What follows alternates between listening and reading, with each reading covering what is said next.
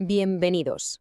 Hoy vamos a meternos de lleno en uno de los acontecimientos que definieron el siglo XX y, la verdad, el mundo en el que vivimos hoy, la Segunda Guerra Mundial.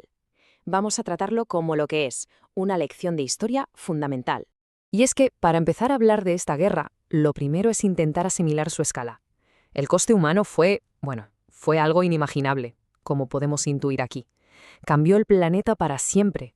Vale, para que no nos perdamos y podamos seguir el hilo, hemos organizado este repaso en 5 partes clave.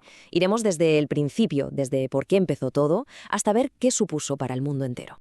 A ver, la gran pregunta es, ¿cómo pudo pasar? ¿Cómo el mundo se metió en otra guerra mundial solo 20 años después de la primera? De esa que llamaban la guerra que acabaría con todas las guerras. Pues como vamos a ver, la respuesta estaba justo ahí, entre las cenizas de la primera. Y es que, en el fondo, es así. Muchísimos historiadores están de acuerdo con esta idea. Básicamente, los problemas que se cerraron en falso en la Primera Guerra Mundial fueron la mecha que encendió la Segunda. Era casi inevitable. Y aquí tenemos una de las claves principales. El Tratado de Versalles. Se suponía que iba a traer la paz, pero lo que hizo fue imponer unas condiciones humillantes a Alemania. Esto creó un resentimiento y una crisis económica brutal. Vamos, el caldo de cultivo perfecto para que surgieran los extremismos. Y claro, a lo largo de los años 30 vemos una escalada de tensión que no para, una agresión tras otra por parte de las nuevas dictaduras. Como vemos en esta cronología, la comunidad internacional no supo o no quiso dar una respuesta contundente, y así el desastre se fue acercando. Y entonces, con la invasión de Polonia, todo estalla. El conflicto es ya una realidad y las naciones del mundo empiezan a tomar partido, alineándose rápidamente en 2 grandes bloques enfrentados. Vamos a ver quién era quién. Por un lado, teníamos a las potencias del eje, Alemania, Italia y Japón. Tenían en común ideologías totalitarias y unas ganas tremendas de expandirse. Y en el otro lado, los aliados. Al principio eran Francia y el Reino Unido, pero luego se sumaron 2 gigantes, la Unión Soviética y Estados Unidos. Un bando, la verdad, mucho más diverso. Fijaos en esta imagen. Son los 3 grandes en la conferencia de Potsdam. Es muy simbólica porque aquí tenemos a los líderes que, a pesar de sus enormes diferencias políticas e ideológicas, se unieron para coordinar la estrategia que acabaría derrotando al eje. Venga, pues vamos a meternos ya en el conflicto como tal, porque no hablamos de una guerra en un solo lugar. No. Esto fue un conflicto auténticamente global, con batallas librándose a la vez por toda Europa, en el norte de África, en las islas del Pacífico. El mundo entero estaba en llamas.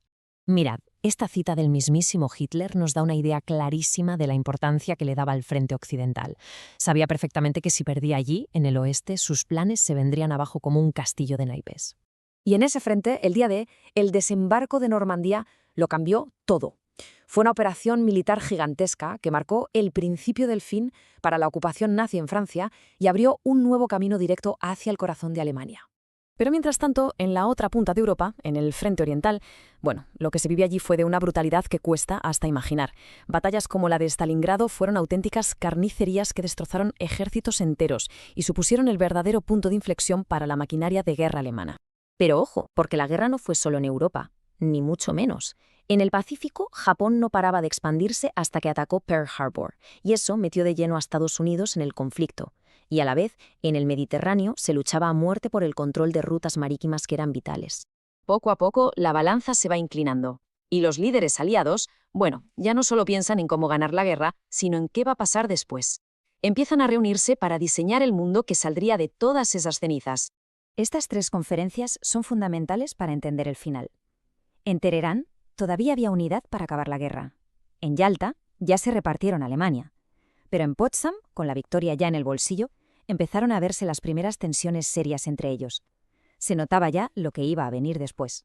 Se acabó la guerra, sí, pero ¿se volvió a la normalidad?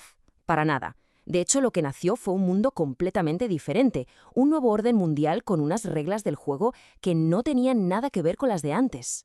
70 millones. Es una cifra que casi no se puede ni procesar.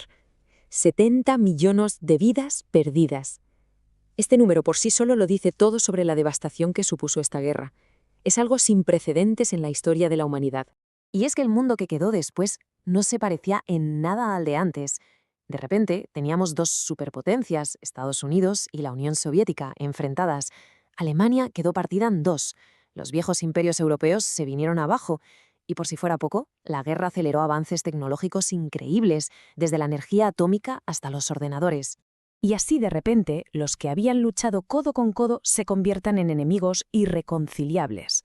Su rivalidad dividió el mundo, levantó lo que Churchill llamó un telón de acero en Europa y nos metió de lleno en un nuevo conflicto global que duraría décadas, la Guerra Fría.